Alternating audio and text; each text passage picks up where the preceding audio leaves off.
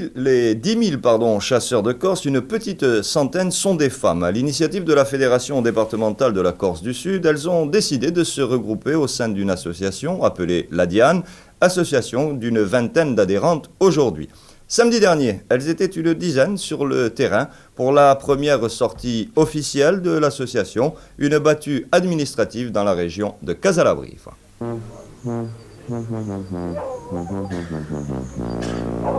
Le soleil était levé depuis 2 bonnes heures quand tout ce beau monde s'est retrouvé au-dessus de Petreto. Les hommes sûrs de leur fête et un peu rieurs, les femmes encore timides dans leur tenue de campagne impeccable. Le fait de chasser n'exclut pas une certaine élégance. On traîne un peu les chiens s'impatientent, pour une fois les hommes joueront les rabatteurs, tandis que les femmes tiendront les postes.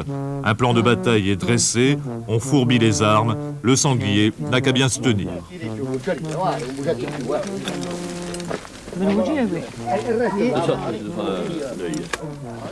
L'œil, quel œil? Ah, pardon, c'est une marque espagnole.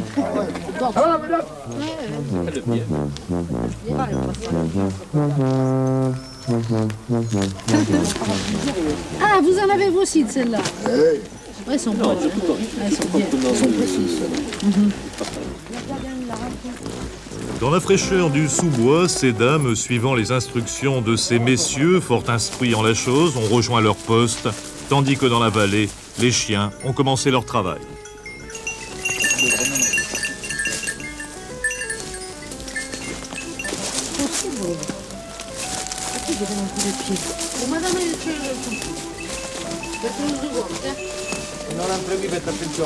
Pas cette année, mais l'année dernière, j'ai tué un, oui, à Porto. Vous n'avez pas le sentiment qu'on regarde un petit peu les femmes chasseresses avec un petit sourire moqueur?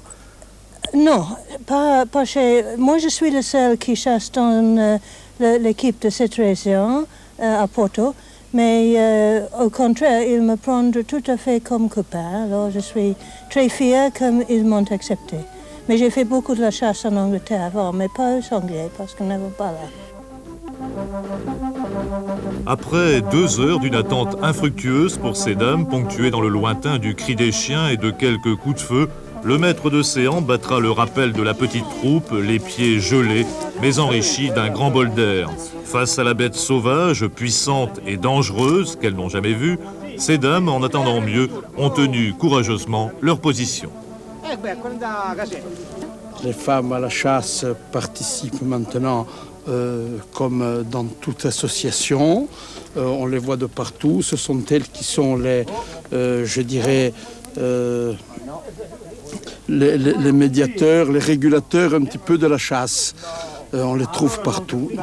Et elles font partie de la vie. Il faut les intégrer, les insérer. Et il n'y a pas de raison qu'une femme avec un fusil ne fasse pas comme un homme. C'est pourtant pas tellement dans le tempérament corse, surtout quand il s'agit de sanglier. C'est-à-dire que tout évolue, y compris la femme à la chasse. On représente souvent sur des gravures des femmes avec des fusils. Ce n'était pas uniquement pour la vendette, c'est également pour la chasse. Nous savons qu'il y en a une 50aine par département, actives, mais il y en a certainement davantage. Et c'est d'abord de regrouper et d'inciter aussi les jeunes à faire partie de cette association et de venir se manifester toutes les fois qu'il y a une chasse, des battues,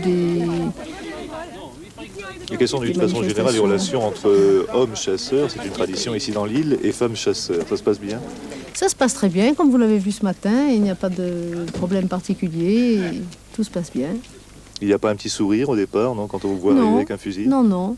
Ils sont habitués à nous voir et au contraire, ils nous ont très bien acceptés tout le temps. D'ailleurs, nous ne sommes pas nos premiers essais. Il y a eu déjà depuis de nombreuses années des femmes qui ont chassé. Tout étant pour le mieux dans le meilleur des mondes, ces dames porteront la bête tuée par ces messieurs avant de partager en commun un copieux spuntine. Le seul à ne pas s'être interrogé sur l'origine de la balle qui l'a frappé à la tête, c'est bien le pauvre sanglier.